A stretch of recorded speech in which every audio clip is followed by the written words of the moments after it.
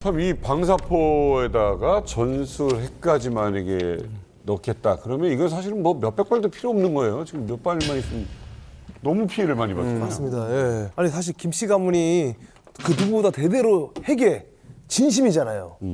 아니 이 북한의 핵 위협을 이거 어떻게 좀 대응을 해야 되는 건지 또 궁금하네요. 그러니까 순전히 이제 군사 전문가의 시각에서만 본다면 핵무기에 대응할 수 있는 가장 효과적인 수단은 현실적으로 핵무기밖에 없습니다.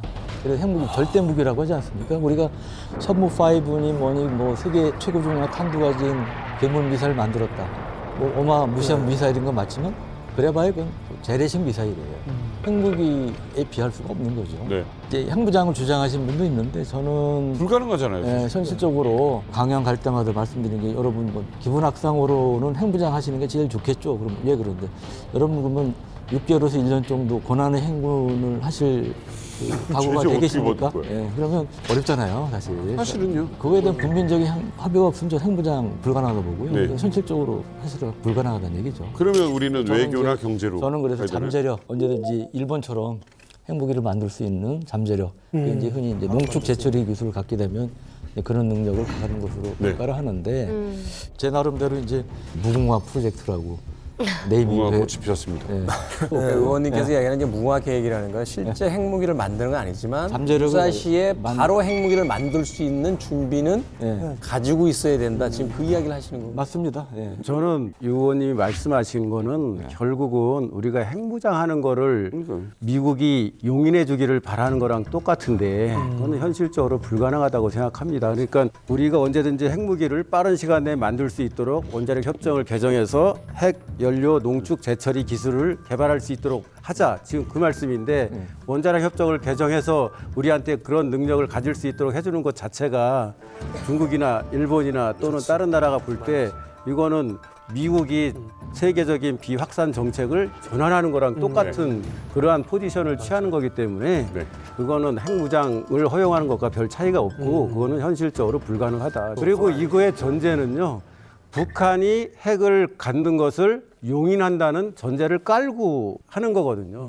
근데 우리든 미국이든 세계 국제사회의 기본 입장은 북한의 핵 개발, 핵무장은 절대로 용인할 수 없다. 그거를 위해서 근데 했잖아요, 아니, 이미. 현실적으로 어떤지는 모르겠지만 그걸 할 수 없다는 게 기본 입장이라는 거예요. 무궁화 계획은 그 입장을 어느 정도 포기하는 전제 하에 추진될 수 있는 사업이고 그거는 절대로 미국이 할 수 없는 거고 중국이나 일본 다른 나라도 저는 그 기술적 문제는 아니라고 봐요. 우리가 얼마든지 핵무기다라는 게 만드는 게 북한 같은 나라도 거기 북한도 그 관광에서 만들 수 있는 거고 어떤 나라들은 벌써 70년 전, 80년 전에 만들었기 때문에 그건 큰 문제가 아니라고 보는데 결국은 허락을 해주느냐라는 거죠. 미국이. 그러니까 지금 상황은 뭐냐면 니들 만들지만 대신 우리가 핵 우산을 너희한테 보장해줄게 이거잖아요. 그런데 우리로서는 우리가 그걸 어떻게 믿어? 예를 들어서 북한이 이거 가지고 워싱턴도 때리고 시카고도 때리고 이렇게 때리는데 우리를 지켜주기 위해서 자기네 나라 도시에 북한의 미사일이 올라오는 것을 참을 건가? 그러니까 프랑스의 논리가 그거거든요. 파리를 위해서 자기들이 뉴욕을 희생시키겠냐? 그건 아니지 않느냐. 그러니까 서울을 위해서 뭐 시카고를 또는 뉴욕을 희생시킬 거냐? 우리는 믿을 수 없다라는 거죠. 그렇기 때문에 자꾸 우리도 뭔가를 해야 된다라고 하는데 현실적으로 할 수 없으니까. 지금 말씀하신 게 지금 고육지책으로 그러니까 거기까지라도 가자. 그런데 거기도 제가 볼 때는 사실은 이게 실질적인 뭐랄까 핵 방지 대책이 될 수는 없다고 저는 봐요. 그러니까 진짜 중요한 얘기를 해주셨는데 진 교수님께서 네.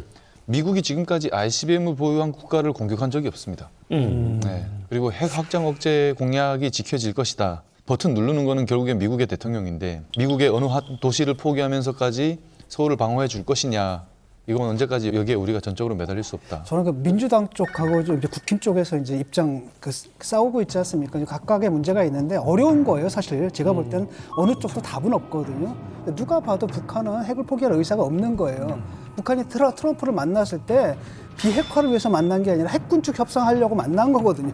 그래서 안 됐는데 아직까지도 북한이 핵을 포기하기를 바란다라는 희망 위에 서 있다. 그다음에 그걸 현실로 착각하고 있었다는 것은 저한테 좀 충격이었거든요. 그런 그거는 측면으로. 진 교수님 말씀은 위험합니다. 네. 보수 정부인 윤석열 정부도 북한의 비핵화가 최고의 외교안보 정책의 목표예요. 근데 지금 말씀하시는 거는 북한은 핵을 포기 안 할 거다.